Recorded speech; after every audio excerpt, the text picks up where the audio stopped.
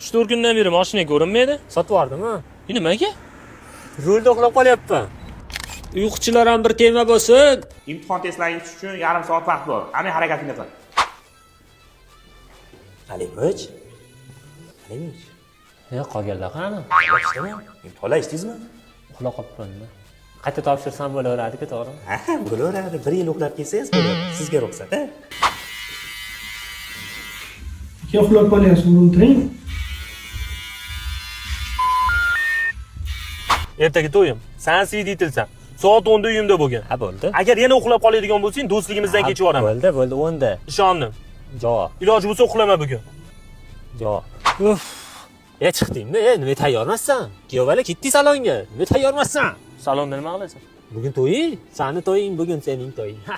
Ketdik. Men vaqtida kelaman. 2 kun oldin to'yim o'tib ketdi. Butun xalqning oldida men svидетельsiz kuyov degan nom bilan sharmanda bo'ldim. Sani deb. Men senga ishongan ahmoqman. Men sen uxlab umringni o'tkazib yubor. Tushundingmi? Men sendan kechdim. Prosta kechdim. 2 kun uxlab olgan bo'lsam, mashkay uxlabman-da. Baxtli bo'l. To'ylar muborak